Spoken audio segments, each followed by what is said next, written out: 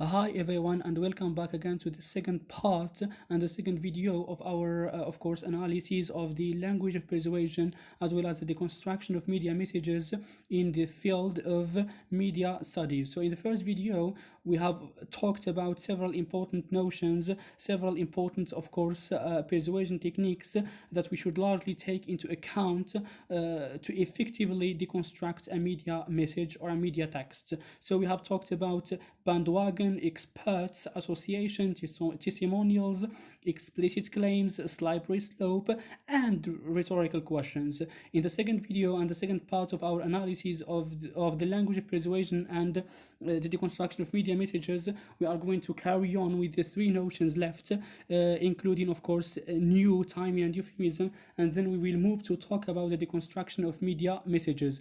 What are the, of course, the key notions we should take into consideration while deconstructing a media message? What are the key techniques that we should take into consideration apart from, of course, those, of course, persuasion techniques that we are going to finish in this section? So let me just, of course, tackle the three notions left here. So we are left with new. The notion of new is very important at this level, or at the level of media studies, because simply we all love new ideas, we all love new products, we all love new things in general, simply because we tend to believe that they are much more better than old things. This is because we all give much more importance to those new things. You see the point? So it should be noted, however, that new ideas and new products or whatever might lead to more difficult and complicated problems. And here, I would like just to compare this technique, I mean the technique of new, with another technique in media studies called nostalgia. So it is very much important to talk about a notion, and at the same time you mention the opposite of that notion in order to make things much easier for you to understand and to remember. So there is another, as I have just mentioned, another of course technique called nostalgia, which is indeed the opposite of the new technique. This technique remembers us of the good times and events of the past. Many advertisers, of course, invoke that part of life when things were simpler. On the part of politicians or political speakers, they try to promise, of course, to bring back, of course, the good old days and restore traditions. This shows that new and nostalgia, of course, are two different techniques, but they are very important. They are, of course, very effective, and they are highly used in media studies. And we should take them into account while deconstructing a media message. Now, the notion of timing or time. So the notion of time is very important in analyzing media messages. Let me explain more. Sometimes a media message is persuasive or is highly persuasive not only because of what it says, meaning its content, but it is, however, persuasive because of the time when it is delivered. This is something which is very important, and you should underline this, of course, notion. For example, placing an ad about a particular type of food just before Ramadan. And this is very much important, or very much, of course, used in the Moroccan media system.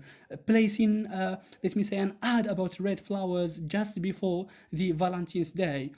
Delivering a political speech, of course, which is mainly about some problems that citizens are facing just before the elections. You see the point? So political discourse is often placed in a carefully timed phase to grab and to attract our attention and to stimulate our desire and then create and generate a particular response. And this is something which is very substantial.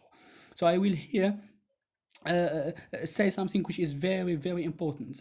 At the national level, most series, if not all, are displayed when exactly? Of course, they are displayed in the evening when most families or most family members are gathered.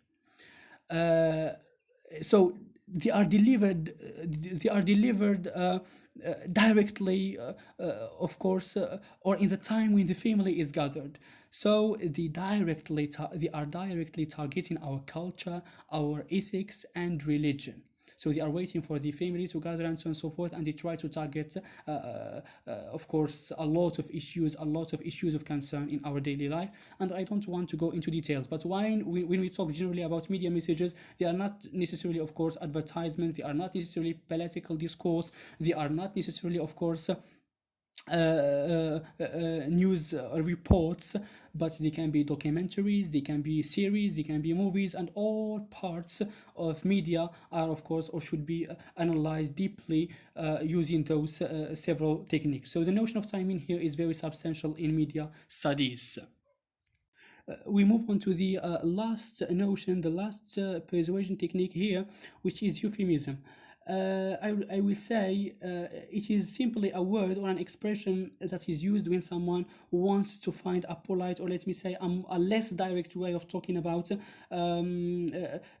difficult or maybe embarrassing topics. So for instance, when someone commits a mistake, we say he is just a human being instead of saying he has made a mistake. You see the point? So what is important here is that the notion of euphemism carries a connotative meaning. So in relation to media studies, euphemism tries to pacify audiences in order to make an unpleasant and unacceptable, of course, reality acceptable, or let's say more palatable. You see the point? And this is very, very, of course, much used in media messages. So they try to use metaphorical and abstract terms instead of using rigid and graphic words. So this technique, as I have mentioned before, we are trying to discuss a technique in relation to its opposite, because sometimes you can understand things based on their opposites more effectively. So it is the opposite indeed of name calling, which is also another technique used in media studies or in media messages. So this technique, I mean, name calling links a person or an idea to a negative symbol. So it is used to make or to make us reject a person or a certain idea in view of that negative symbol attributed to them. So this is exactly what is meant by name calling, and of course this is exactly what is meant by euphemism. And to this point we have of course discussed or let me say 10 important notions, 10 important media of course techniques or persuasion techniques used in media messages. There are not, of course, there are nevertheless more than 10. There are maybe hundreds of techniques used in media messages, but I will say that the 10, of course, mentioned are maybe are the most, of course, used ones. Now we move on to deconstructing media messages. I have already talked about the notion of media literacy at the very beginning of this video. Deconstructing and decoding media messages, deconstructing and decoding media texts is one of the most important skills in media literacy. What I would like to say, the notion of deconstruction here means taking apart a media message to understand why this message was made, who the target audience is, and so on and so forth. So we have already talked about 10 important persuasion techniques.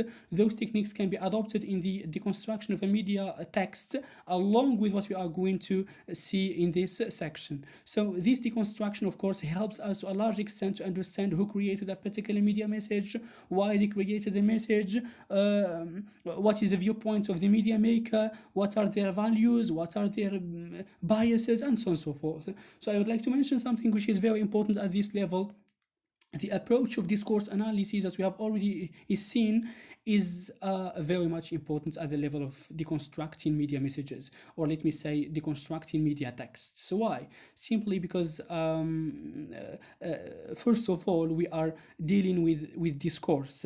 The main purpose, of course, of discourse analysis is deconstructing, uncovering, and analyzing the hidden, of course, meaning. Period. So in discourse analysis, we try to a large extent to analyze the linguistic items of a particular discourse, and of course analyzing of course a particular linguistic issue is very much important here, and that's why we can adopt the notion of discourse analysis, or the approach of discourse analysis, in deconstructing and analyzing media messages.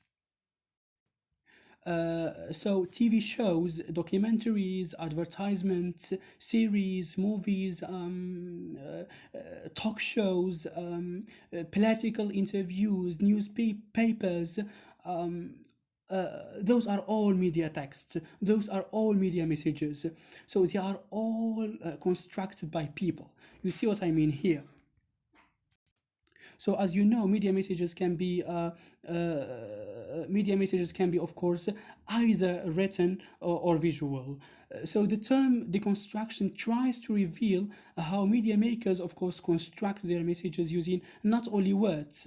And here I am talking about the linguistic level, meaning the choice of words, the choice of syntax, the choice of morphology, and maybe the choice of punctuation, and so on and so forth. But also, how can I put it? The attempt to associate the linguistic level with other techniques, such as, for instance, the choice of camera angles, the choice of camera shots, the choice of, I will say, sound, the choice of design, along with the choice of music, along with montage and editing to create a very strong impact on the target audience. You see the point? So that's why the message is not as simple as it looks like, it is not as innocent as it looks like. It is, however, very complex, very complicated, which requires indeed a very special attention on the part of the target audience. It requires, of course, an in-depth, of course, interpretation, and in-depth, of course, deconstruction of such messages. Without, of course, going into details, I will simply say that there are some key concepts that you should take into consideration, or that you should rely on to deconstruct and decode media texts or media messages. First of all, and before doing anything, you have to look for the source. And you have to underline the word source, because at the end of the day, all media messages are created by and constructed by human beings, by people. Then you have to focus on the target audience, meaning who is or who the target audience is, because those media messages are designed to reach a specific group of people. You see what I mean here? Then we turn our focus to the text.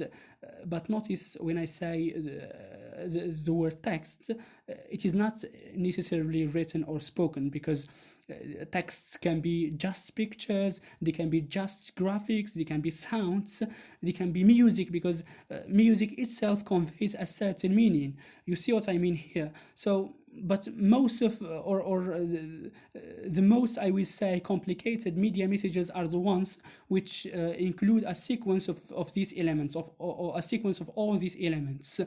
So with text, we may find, of course, subtext, meaning the hidden meaning, of course, behind the primary text. It is, in fact, the hidden text, because what is left unsaid is very much important. It is of a great importance indeed. So after that, we turn our focus, or we should turn our focus, of course, to the persuasion techniques, which I have already tackled. Finally, there is the viewpoint of the media maker, or the maker of a particular media message, because usually part of the story can be told from the viewpoint of the speaker or the writer. So notice, please, I repeat, so you should take into account the source of the media message, the audience, meaning the target audience, the texts, plus the subtext, and finally persuasion techniques along with the viewpoint of the media maker. So thank you very much for your attention, and if you have any question, please don't hesitate to leave your comments below. Thank you.